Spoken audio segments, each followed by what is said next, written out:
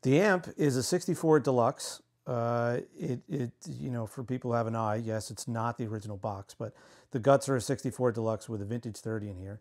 So I got this back when I was still in my Wayne Krantz phase. But anyway, it's a great amp, and there's one right next to it too that we used during the recording. We actually used them both in stereo. Both had a 57 off axis. And they were set basically the same way tone-wise when it comes to, and I'll tell you what they are. It's about 4.5 on the treble and about 5.5 on the bass, and you know, no mid controls on a Deluxe. That is a real 64 Deluxe. They have the box and everything, but it also does have a vintage 30 in it. They both have Celestion vintage 30s in them. And yes, the Tolex is taken off, and it's awesome. Spearfish was plugged into a Strymon Big Sky. Of course, one input, but two outputs came left and right to put the amps in stereo, and we used a room reverb machine, as Strymon likes to call their. On the guitar itself, big advantages, two big important things to me to be able to play this piece. This arrangement was written and tweaked for over a long period of time, but it's especially great to play on this guitar, and almost going to sort of become exclusive to this guitar because the fan frets allow me to clearly and easily play chords like that are stretching. I mean, this guy's stretching 2.5 steps or 5 frets.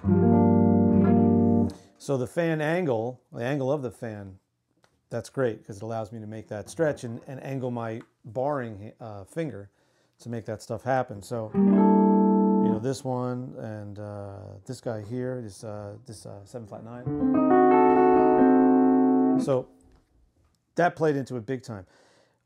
Another really important thing is that this arrangement covers such a wide range.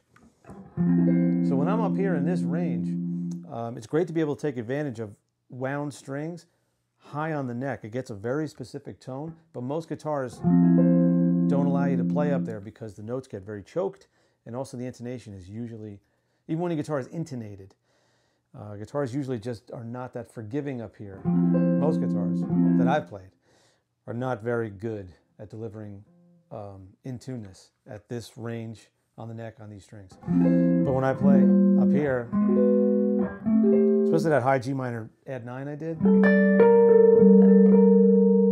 and this B flat 6, sharp 11,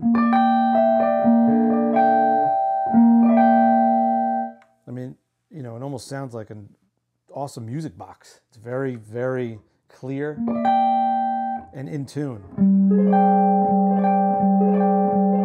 You know, you're hearing all the alter tones. Like this is a sus flat 9. And everything rings through. The bass comes through, all the other notes, the tensions come through, nothing's cluttered, and nothing is out of tune. So that's huge, because this arrangement, like I said, takes full advantage of the full range of the neck. So that's what happened here. Ruby, My Dear, Thelonious Monk, solo arrangement, Chris Buono, Rick Toone guitars.